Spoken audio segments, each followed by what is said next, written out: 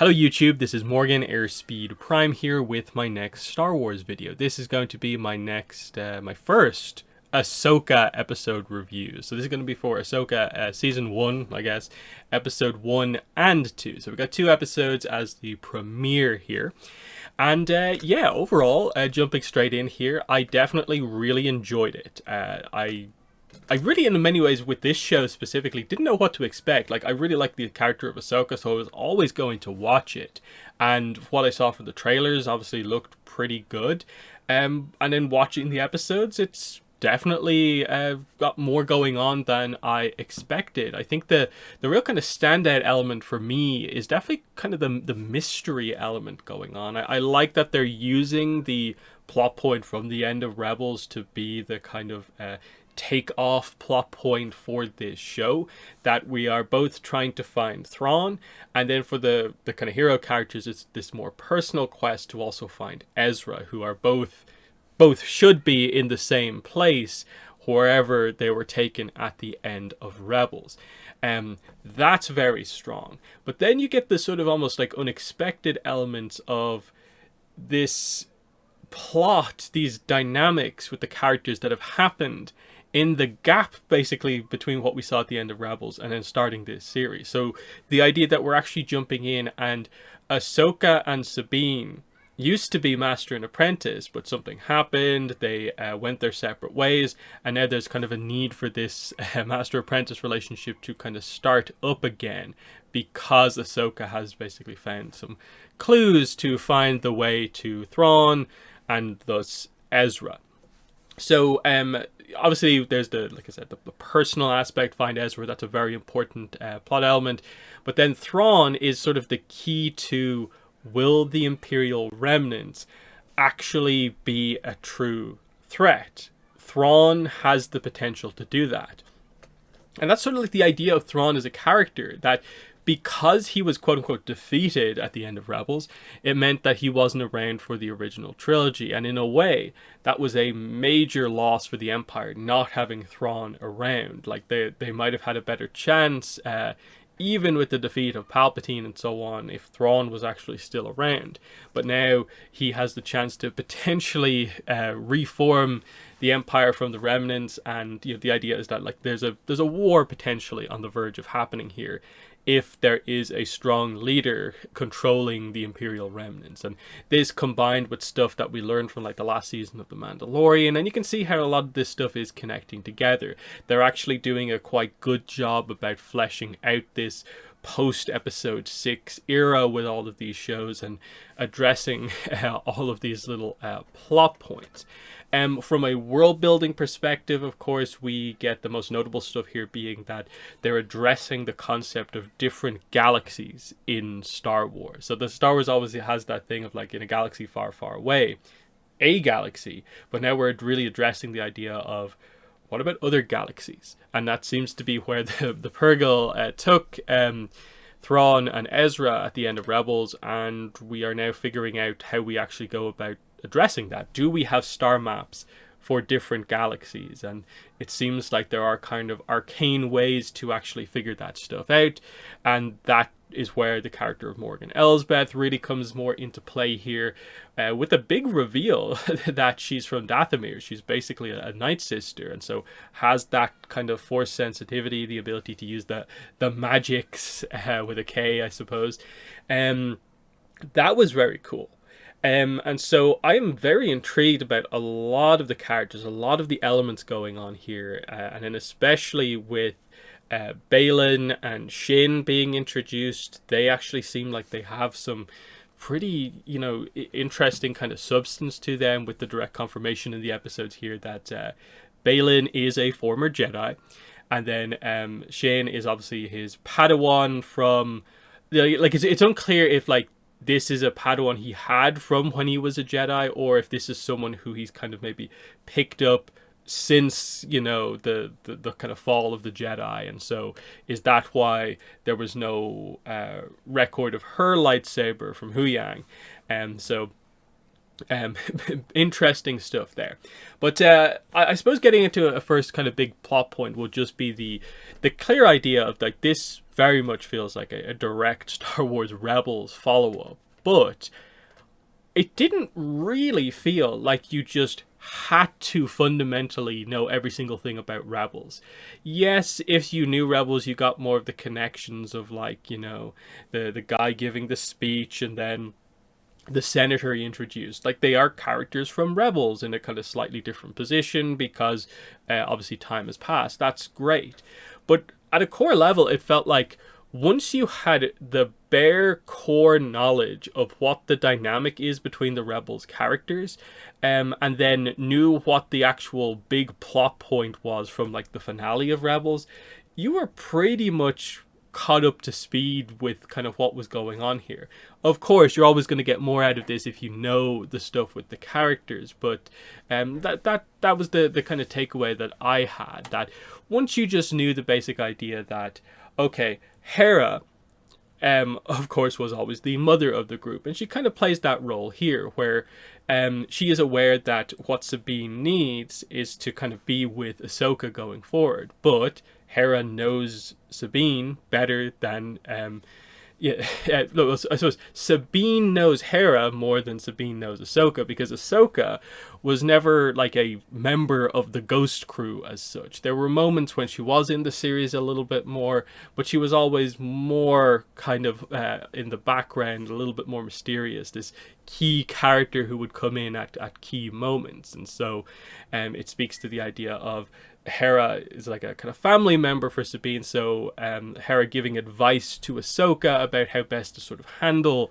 Sabine is kind of an interesting approach. The one thing, I suppose, though, is the constant mention of, like, oh, Ezra.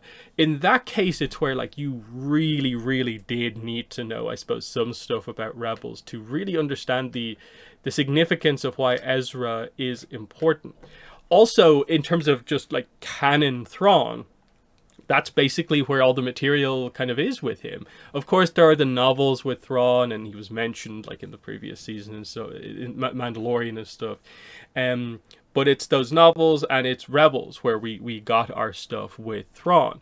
And this is meant to be, you know, his big reintroduction. Now, we didn't see Thrawn in these episodes, but we know from, like, the trailers we are actually going to see him, because it seems like the villains more or less have their plan figured out, and they're basically ready to bring Thrawn back into play immediately. And that's probably for the best, because I think you need to have all the pieces on the board here to make this series work as best possible. Like, if you wait until the last few episodes to introduce Thrawn, you're probably teasing people too much, when we really just want to see all of the dynamics come together in this show to make it the best thing possible overall. So I'm excited for Thrawn, because I like him in the novels. I think he's a very interesting character, and I'm intrigued to see where he is now after sort of all this time, because that's sort of like almost the mystery of the character. It's like he's out there in quote unquote exile, but he seems to have been able to, like,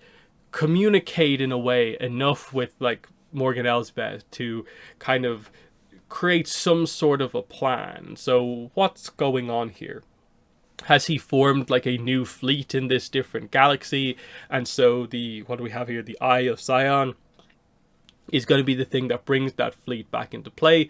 Or are we literally just kind of reversing with that what we did in the Rebels finale, where we're bringing back Thrawn's ship, the Chimera, I guess. We're bringing that back, and that will hopefully have Thrawn and Ezra on board, and that's what we're doing here. Because that's the big thing here. Is like Morgan Elsbeth talks about, like, sort of kind of communicating with Thrawn, and I think Balin is the one to say, like, oh, in your dreams, in a way. And she has the magics, of course, and can activate the map stone thing, but that seems to be what makes sense, that, like, she is the kind of planner, and she, maybe with her special use of the Force, the kind of Night Sister stuff, is maybe have been able to get a couple of details about what the planning on this side of things should actually be. So I do hope, though, that when it comes to, like, the other galaxy side of things, that it isn't just that like it's basically a mysterious place that we need to get Thrawn back from. I hope they do introduce some interesting ideas in terms of the lore, and maybe for like future Star Wars as well, like the real concept of like doing something like that, like a threat from a different galaxy. That is probably what the series in a way kind of really needs to focus on, of just create a threat that is new and different. And certainly the introduction of a different galaxy is a way to do that. So that'd be my hope, is that kind of as we bring Thrawn and hopefully Ezra back into play, we maybe begin to hear about that sort of stuff. So while we're setting up the whole Imperial Remnants style thing, it can also maybe set up the idea for like, here is our plot post episode 9 potentially, of like how will the post sequel trilogy kind of era deal with an invasion potentially from a species from a different galaxy. And that's where like the lore about like an ancient race of people who actually formed this star map highlights that there is actually history in the past of different galaxies interacting with this galaxy. And we know stuff about like, you know, the Jedi Fallen Order like references like ancient races and stuff like that we hadn't really known much about before. So there is the real potential for some great lore, world building, and I think the sort of expansion on Star Wars in the right direction as well that could come out of this. So yeah, let's get into some of the character stuff here. So Ahsoka, the show is called Ahsoka. How is Ahsoka characterized in these episodes? And this is kind of the interesting part about this, is that you would say that like it's cool to have Ahsoka. Everyone's hyped about Ahsoka, but the portrayal of Ahsoka in the episodes is kind of surprisingly like stoic. It's in a way, it feels like it's missing aspects of the character that we know. Now, it's in line, of course, with her smaller appearances in live action in previous material, obviously. But it definitely, I think, speaks to the idea, and in these 2 episodes where we see Ahsoka more in live action than ever before, I think they're very clearly setting up a big character arc, and that purposefully the character isn't in a way almost like firing on all cylinders. It's not Ahsoka as in a way she maybe should be or needs to be. And just how awkward in a way things are in quite a few scenes with her, especially obviously around Sabine and over what happened in the past. But I think the big scene with Ahsoka is definitely when she talks to Hera, and they talk about Sabine and what happened before, but then Hera mentions, like, I'm sure it was kind of the same for you with your master, like where he was frustrated with you and how stubborn you were at times. And then it feels like, there we go. It's Ahsoka talking about the stuff that she's needed to talk about, stuff that she feels like still needs to address and explore. And that is the whole idea of she never got to complete her training because she chose to leave the Order. And, you know, Hera's saying the right things of like, I'm sure you had your reasons for doing that. And she's like, I did, but sometimes those reasons kind of basically result in consequences. And you can tell without it being said, she's definitely thinking that, like, if I didn't leave the Order, would Anakin have gone the way he actually went? Because I would have been around him more, and he wouldn't have had to deal with the kind of quote-unquote loss of me from his life. And then, of course, in like the finale of Clone Wars, when she finally did kind of come back into play, the war had separated everyone so much, like we needed to fight on so many fronts. We really couldn't have those characters interact as much as they needed to. And I think they're all of the regrets that like Ahsoka has. And I think we're kind of finally, it feels like, beginning to really address the whole idea of, why don't you call yourself a Jedi anymore? It is so clear that, like, in so many ways you basically are a Jedi, but you hold back at so many turns from ever truly like just embracing the role. That like, oh yeah, they're not really around anymore. But then you clearly had a moment where you wanted to be Sabine's Jedi Master. but it obviously didn't work out, and obviously it seems like some of it was on Sabine's side, but obviously some of it was on Ahsoka's side of things, and I think it is the kind of guilt over, in a way, can I ever truly call myself a Jedi again, given what happened? Do I, am I deserving in a way of this? Can I call myself a Jedi when I maybe wasn't around at the key moment when the Order actually truly needed me? And I'm wondering, is that what they're going to explore here? And when she finally like tackles that aspect of herself, then maybe she can finally be the master that she really needs to be with Sabine, and take her to the next level. And in a way, we might see the return of some of those kind of traits of Ahsoka that we maybe more expect to be there. Again, the notable maybe lack of sort of like quips or the humor from the younger Ahsoka that isn't really here with this one. That's kind of what you would hope to kind of see back. And in a way, like, you want to see both characters. You want to see Ahsoka and Sabine both get to the level where they can kind of be the kind of core version of themselves as we primarily know them from their series. The way Sabine was for most of her series, and the way Ahsoka was for most of the Clone Wars. Like, we're missing aspects of them because of what has actually happened here. And that's where I think the likes of like Baylan and Shin being introduced to kind of be the kind of counterpart on the opposite side of things, of Ahsoka is this like Jedi who basically doesn't consider herself a Jedi, but is clearly on the light side of things, and is maybe just dealing with the guilt of why she can't truly accept the title. Whereas Baylan is, of course, a former Jedi who seems to have gone down this darker path, but obviously isn't a Sith. That's the whole, I think, point of those two, and that it's very clearly meant to be a Jedi and Padawan relationship, but they're not Jedi.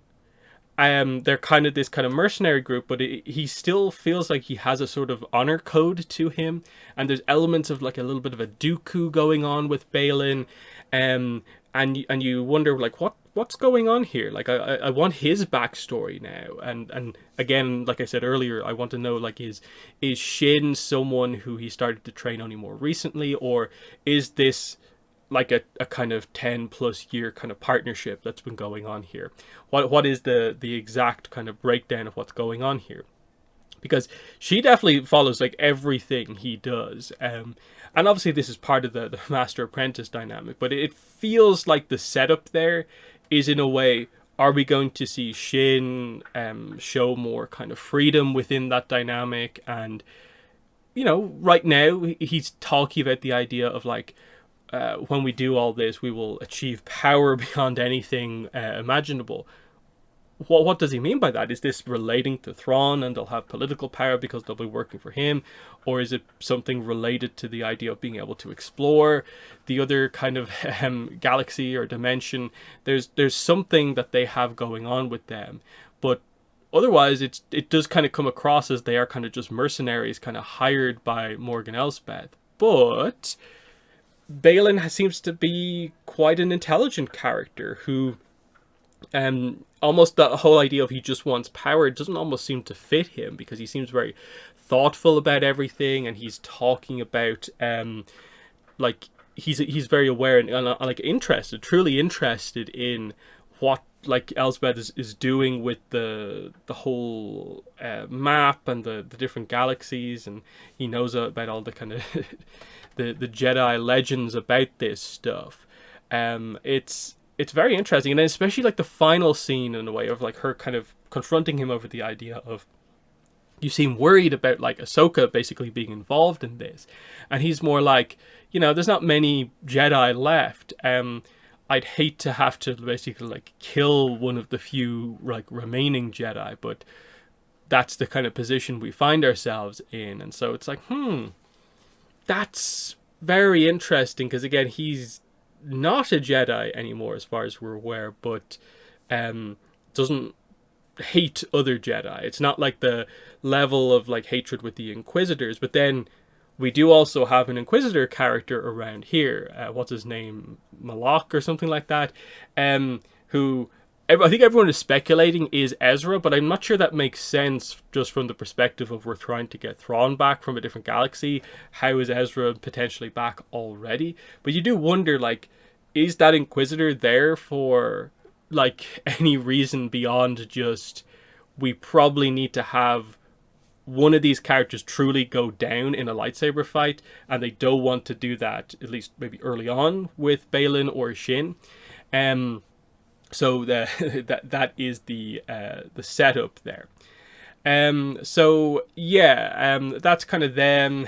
Ahsoka, like I said, it's the, you know, what is the core reasoning behind, like, why she kind of is the way she is and what happened with the dynamic. She's obviously frustrated with how stubborn Sabine is, but it gets into the the dynamic about, like, the scene, like with Hujiang and stuff like that, is like, this was very clearly properly trying to be master and apprentice Jedi. Like, you know, she calls Sabine at one point Padawan, like a true attempt to, like, not just like what we saw in Rebels with Sabine, where it's like, we will teach you sort of like Jedi lightsaber fighting and teach you the skills that are typically associated with the Jedi. But, like, no, like, you are actually doing full-on Jedi training. And now, they're definitely a little bit vague about the whole idea of, like, wait, is Sabine Force sensitive? Are they confirming that here or not? Where Hu Yang mentions that he's super familiar with, of course, so many younglings, and in his mind, she is the absolute bottom of the barrel when it comes to sort of aptitude for the Force. Now, whatever they specifically mean by that, in that, are they just saying she just literally does not have Force abilities?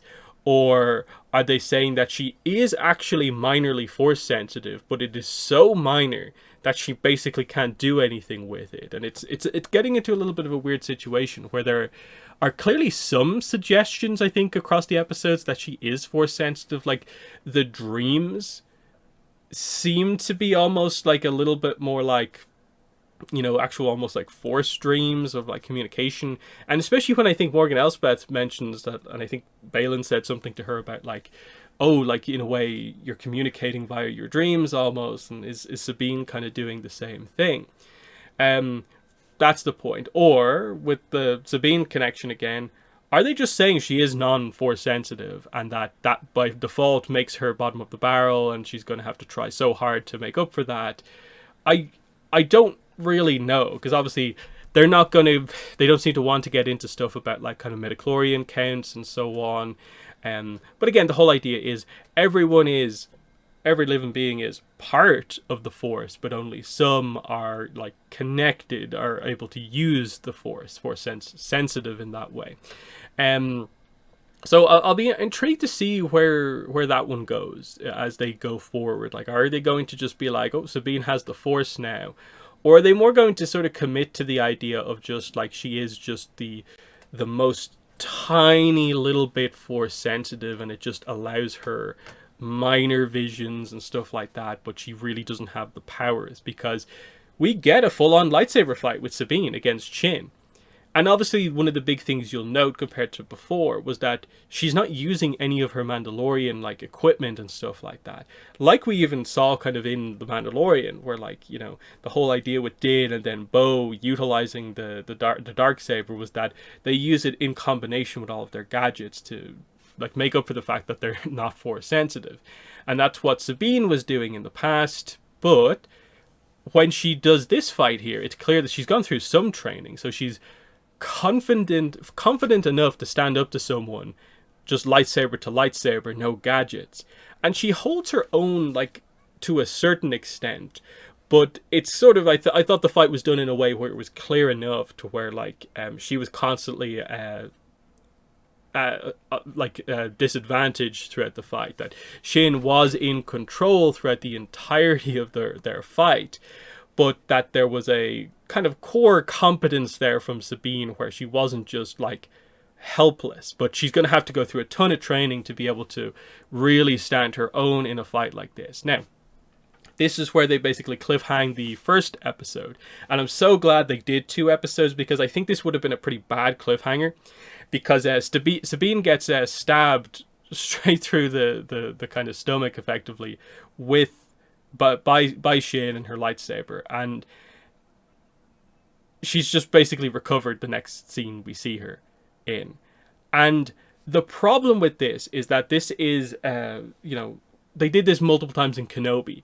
The fake out death of someone gets stabbed through the gut with a lightsaber. They did it like with the Grand Inquisitor. They did it, was it twice with Reva? And it's just like, stop making Qui-Gon Jinn's death feel like it shouldn't have happened. I get it in this case, like, her wound was much more over to the side, whereas, like, I suppose Qui-Gon's was straight more through the middle. But still, it's just the idea of, you didn't need to do it that way. You did it for shock value, but given that you were airing the first 2 episodes, I don't think you needed a cliffhanger like that. And then, even if we did only get the first episode, is anyone freaking out about that cliffhanger? I don't think they are, because, like, if you've seen any trailer or know anything about this show, there's no way you're going to kill Sabine in the first episode. There's just no way. With the setup for the character of, like, you wait a little bit, introduce her, and she gets, like, the entirety of, like, the second half of that first episode. It just, from a structure writing perspective, makes no sense that you would actually do it that way. So, to me, what they should have done instead is obviously still have her lose the lightsaber fight, but just do the episode 2, Attack of the Clones, how Dooku defeats Obi-Wan situation, where Obi-Wan takes 2 wounds, one to the arm, one to the leg, and he's out of the fight because they're quite bad wounds, and like he can't really use one of his legs, can't really use one of his arms, and he's just on the ground. That's the way to do it, where the character is incapacitated from the fight, but they haven't been maimed, in terms of you don't need to cut off a body part, and you don't need to do the stab through the stomach, which most people typically associate as being as like a quote-unquote killing blow.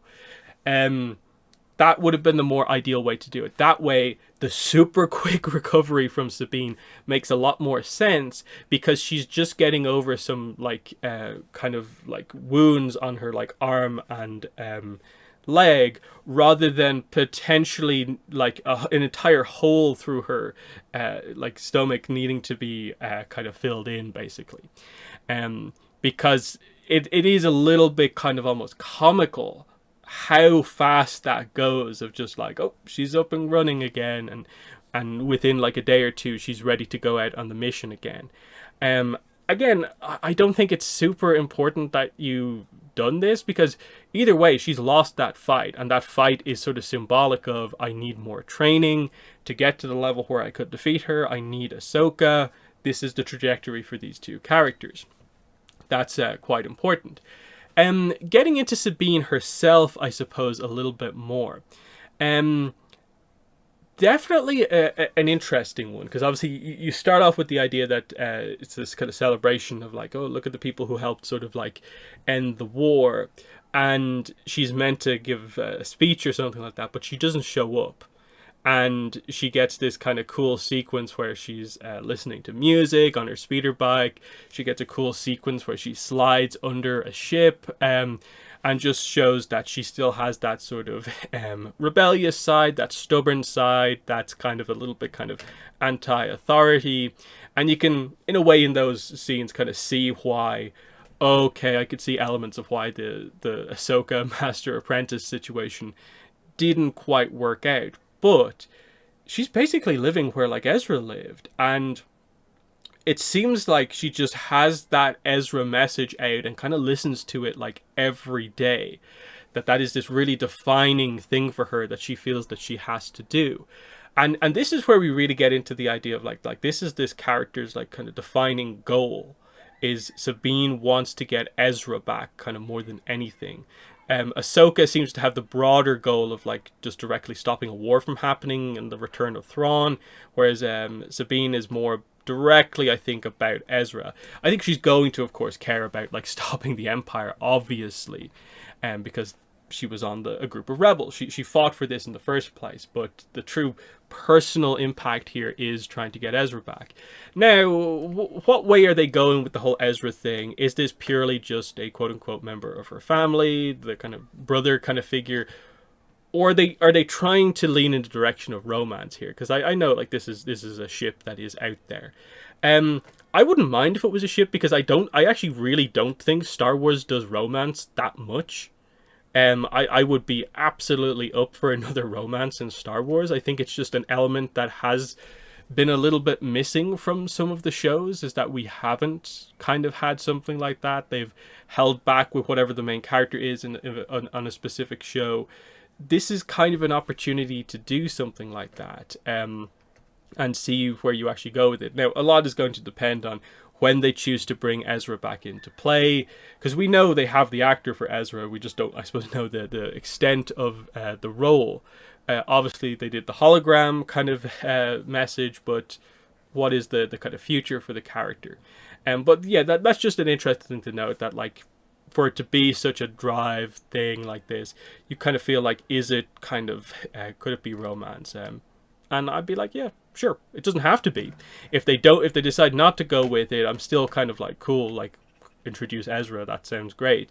But I'd like to see if they take things in that direction a little bit. But yeah, when we get into the core dynamic, like the takeaway from these episodes, it probably is just the tension between Ahsoka and Sabine in so many of these scenes together, where they don't really know what to say to each other initially, because they obviously left on bad terms. The specifics seem to be that Ahsoka one day just kind of left Ahsoka left Sabine. And that's why Sabine is just kind of like, you weren't there for me at the moment that it was needed. She also kind of seems to imply that Ahsoka was maybe like a very hard or harsh teacher, who didn't make things easy. But on Ahsoka's side, she's kind of stubborn and brash, and kind of doesn't kind of maybe listen as much. And you kind of wonder, does that come back to the idea of Ahsoka was training someone as if they were talented with the Force, but obviously Sabine isn't. So was she not in the right position, in combination with her own kind of like guilt over how she feels about, is she a Jedi anymore, is she not? Now she's trying to be a Jedi master when she was last part of the Order, she was still like a Padawan, and that's the whole dynamic there. I'm very intrigued to see if they do a flashback scene to show, like, is there a specific incident that caused this to happen, or will they just show like a scene from the past as like an example of what their dynamic was actually like? Because I don't get the impression that like it was over one specific individual moment. I think it was just that the timing for the two of them wasn't quite right. They both needed to go through some sort of a growth to be the kind of the apprentice that the master needed, and be the master that the apprentice needed on both sides of it. And in that way, like Avatar Korra is my main focus, obviously, I get the impression that there's a little bit of a kind of Korra Tenzin almost dynamic going on here, of like both need to kind of grow to allow this apprenticeship dynamic to work in the right way. So that should be exciting going forward, because you went from, I suppose, Sabine being, more of kind of her typical self, and that she kind of makes, I suppose, a mistake that Ahsoka associates with their previous attempt at doing this, in terms of she leaves, she takes the map away by herself without telling anyone, and then basically does lose it. And yes, you are then a bit critical of like Ahsoka when she's like super kind of heavily scolding Sabine, who did her best to get it back, and in fact got badly injured in the process. But you can see the idea of this needs to evolve on both sides before it's better. And everyone else can see that there is the potential there, that in a way Ahsoka, I think, needs to train someone and have someone to guide, and Sabine needs someone to direct her. a little bit more. So I'm intrigued to see where the development goes, because I like that you had, I suppose, the more serious moment from Sabine, where in the aftermath of all of this, she takes out the Mandalorian armor again. She cuts off her long hair, so it's, I suppose, shorter. And you could maybe get a sense of that in the lightsaber fight as well, that like it was getting a bit in the way. And this is going to probably work out better for her going forward. So interesting stuff there. As for some of the other elements of the plot here, so I suppose in like episode 2, the plot's interesting in that they go to the kind of like shipyard place, basically Corellia. We actually go to Corellia, which is interesting. And so they're manufacturing these like hyperdrives. They seem to be taking them from like Super Star Destroyers, and it seems like they're going to be used in like Republic machinery. But when they question them, they're like, wait, the New Republic doesn't have any like ships or equipment like of that size that we need a hyperdrive that big. What's it being used for? And here is a general, and the guy's like, you don't have permission to look at this. And then when they finally do, the people operating this place are basically loyal to the Empire still. And so this is where we get the idea that there has been this sense of the remnants of the Empire really planning things. They've taken root all over the place. And that's where the setup there of the idea of like, in most industry in a way, there's still the same people employed here now as there was during the Empire, because once they get paid, they don't overly care about the politics of things. And so in a way, the loyalty of the high-ups is the thing that matters, not necessarily the workers. And I thought that was a bit of an interesting dynamic, that they're like the hero characters come out of that like super questioning, like, why would they do this? Why are they loyal to the Empire? Like, what could they possibly like want? And it comes back to like greed, and I suppose the idea of, if we give you all this money, get this stuff to us and you'll be rich. And the setup here is obviously that these what do they say in the end, like 9 hyperdrives are being transported to the Eye of Sion, or whatever it is, which is this giant hyperspace ring. And this is going to be the thing that apparently, according to Morgan Elsbeth, this will bring Thrawn back. Now that they have the map and they have the equipment, they know, I suppose, how to work the coordinates and stuff like that. And I'm guessing the hyperspace ring will... I'm interested to see exactly how it works, because typically like the hyperdrive is a thing that causes like a vehicle to then pass into sort of hyperspace as it moves. But they're almost presenting this more as like a hyperspace portal style thing. But either way, I think it roughly makes sense. They know the area that they're aiming for. It seems like there's some way that like Elsbeth can contact Thrawn, so he'll be in position. And again, the exciting part here is just like, when we finally see Thrawn, like, has he set up some sort of thing on the other side and he's fully prepared coming through? Or is it all prepared for him when he does come back? And that's how he'll come back into things. Because in a way, like, you kind of question, how did he and Ezra survive on the other side? And they're the details that you really want to know. Like, you almost want to see a bunch of episodes that are literally just the backstory of the second that Purrgil came out of hyperspace. Where were Thrawn and Ezra? What did they do? And over the years, like, what were they up to all this time? They're the big questions that I think you ultimately have on that side of the story. So I'm very, very excited to see how they explore that, because of course I'm guessing they're doing the reveal in a way where like we'll get Thrawn maybe next episode, maybe the episode afterwards, and maybe Ezra is more of a kind of final couple of episodes style reveal, and we maybe get different perspectives on, this is how I survived, this is how I survived. But again, we don't actually know what the nature of kind of, is Ezra okay over there? What happened really is. So that's kind of exciting. And then in all of that, the whole idea that like Baylan and Shin are kind of helping with this, but like you don't really know necessarily like how loyal they are about this. Do they super care about Thrawn coming back?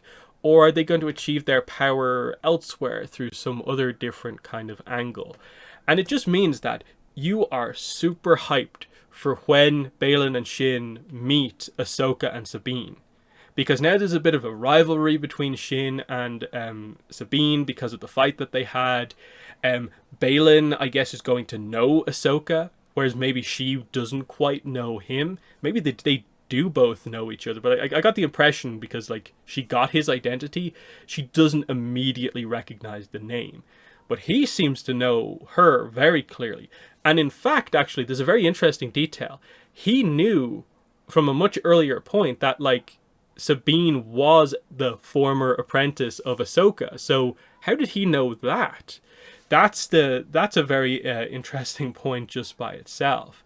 And that's going to be fascinating to see what happens there, because in a way, Shin, you sort of wonder, like, is she having doubts about what's going on? Will they eventually lead the character in that direction? So when she meets, like, Ahsoka and sees kind of what, like, a true Jedi is, might she question her master and actually want to go down more of that path? Because that's my assumption, is that I think Baylan will be given maybe an opportunity to make the right choice, but won't. But Shin maybe will make the right choice, and there'll be hope for her. I think that's kind of the idea, maybe early predictions I see for those characters. So interesting stuff there. Final point, Hu Yang, I suppose, was in the episode. I thought that was great. Really cool stuff. I'd like to know maybe some of the details about, like, how did like Ahsoka and him come to kind of join up. But I think it's a perfect kind of droid assistant for like Ahsoka, where I love that we did the kind of finding out who the two kind of force users are through their lightsabers scene, because that's the whole thing with Hu Yang. He helps younglings construct their lightsabers, so he would know any lightsaber that was made, like, from whenever he was constructed all the way up to basically the end of the Clone Wars. He would know every single lightsaber constructed, and that's super cool to have there. Chopper we did get to see for a little bit. I thought they did Chopper in live action super well. Sabine seems to have a Loth cat. I thought that was super well done with the kind of visuals on that. It looked perfect, I think, in the way it was. It was kind of cute, and I think a lot of people are probably going to want some Lothcat merchandise after kind of seeing that, and hopefully they deliver on that front. But I think that's mostly where I'm going to wrap things up here.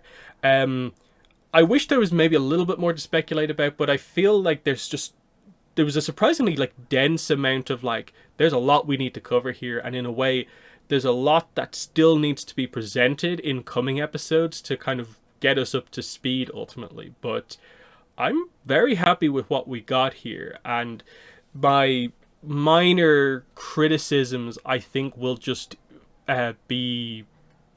my minor criticisms right now, I think, will probably fall away as we just cover some of this stuff as we go forward. Like, as we get the Sabine Ahsoka backstory on their first attempt at this dynamic, I think maybe some of the characterization and drama between the two, the critique of that will maybe fall away once we get the full context. So I think the only real proper critique I'm left with is just overuse of the really dramatic stabbing someone through with the lightsaber, but then they're recovered the following day. You didn't need to do the scene like that, and I don't think it was a strong cliffhanger. But again, ultimately a nitpick in the grand scheme of things. Big fan of the show. So in the comments, let me know what your thoughts were on Ahsoka episode 1 and 2. But that has been the video. Thanks for watching, and bye.